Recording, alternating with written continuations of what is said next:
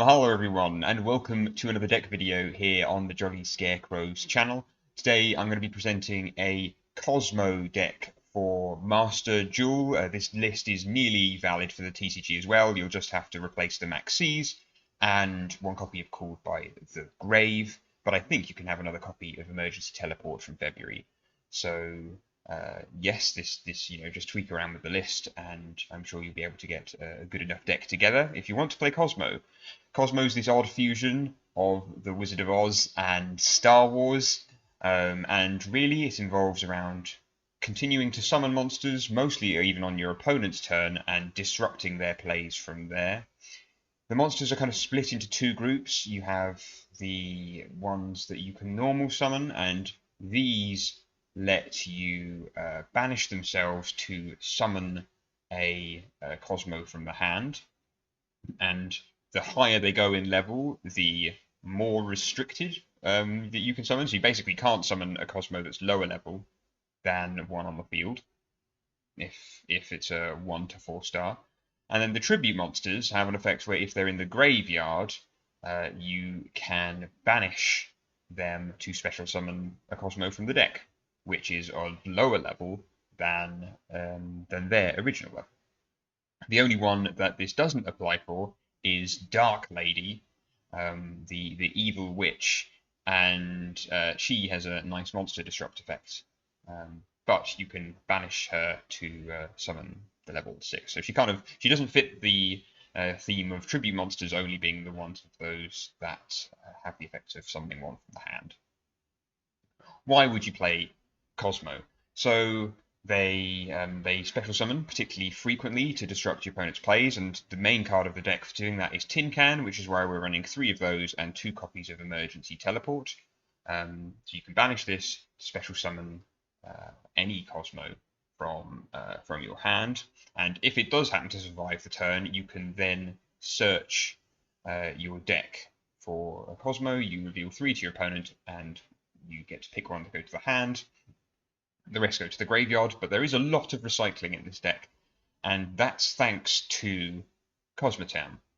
So in practice, what you'll be doing with the Tin Can in this situation is fetching some of these boss monsters, which can banish themselves to do effects. So this lets you summon a Cosmo from the deck. This lets you add one from the deck to the hand. So you'll be sending those. You can then use Cosmotown to return your banished Cosmos to your hand, and you lose a modicum of life points, but it's well worth it in the long run. And you can also use it to shuffle the Cosmos you have in your hand with ones with allowing you to draw. So if you've got some filler and you might need some hand traps or different types of Cosmo, you can run a drawing roulette with that. The other best Kozmo is Dark Destroyer. When it's normal or special summon, you can destroy a monster on the field. It can't be targeted with card effects. It's got 3,000 attack. It's a super strong card, and you can often just play it on your opponent's turn and really just maybe nail them mid combo, and then they're kind of stuck. Plus, when it's destroyed by battle or card effect, you can banish it to special summon a Kozmo. It's better than Dark Eclipser, which is interesting because that's the ultra rare in the Galaxy War pack. We're only running 1 of these, and yeah, I think that's all you really need to run. It can't be targeted. It's a good card, but you can search for it where needed. And again, if it's destroyed by battle or card effect, it has that same banishing ability. The other cards to consider, so Strawman, again, it's similar to Tin Can, but it can work in only for monsters which are level 3 or above.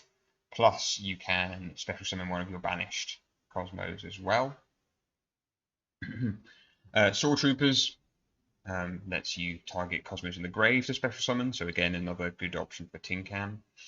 And Famgirl, when you can search for Cosmos by inflicting battle damage. So that can be pretty neat for just extracting most of your cards to your hand, and then from there you're able to, so you just inflict battle damage with the Farm Girl, you can get any Kozmo to your hand, and then you can use its effect to special summon it to perform the destruction. Spell and trap removal comes in the form of Slip Rider, so this is target spell trap sent to the grave. We're running 1 copy of Harpy's Feather Duster as well, just because we can. Forerunner is probably one of the weaker ones, but you can get 1,000 life points, and it can't be targeted with card effects as well. The last one to consider is Wicked Witch, which means that basically once per turn you can stop it being destroyed by battle or card effects. So sometimes you can, use this maybe in defense if you need to survive something for a turn. It's good for that. Because all of these are darks, we're in a good position to run 3 copies of Allure and 2 copies of Super Poly. So that's why the majority of the extra deck is made up of random Super Poly target fusions. If you don't have the gems for this deck, or to complete all of it, I'd just recommend getting the base Kozmos, using whatever hand traps that you happen to have. It's a priority really that you should be unlocking your hand traps with your ultra rares, with your ultra cards, and so this deck can pretty much run without using ultras if you just focus on getting these Kozmo monsters and then filling the remainder of the cards with whatever you're able to access. It doesn't really use the extra deck too much, as I say, other than using the Super Poly.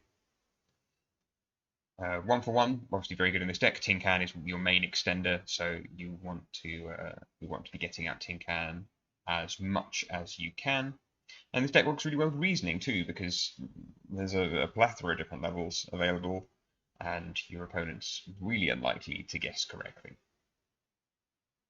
Right, I think that is all in terms of Kozmo. It's probably one of those decks that you might need to play, and maybe I'll have a playthrough video on the channel shortly, just to kind of show you what it's like. As I say, you'll be doing most of your summoning, or at least the aim will be to doing most of your summoning on your opponent's turn, so that you can really interrupt what they're doing, and then use the wonderful effect of Kozmo Town to just keep recycling your disruption until they've got nothing left. Right, we'll see you for another deck video soon here on the Jolly Scarecrows channel.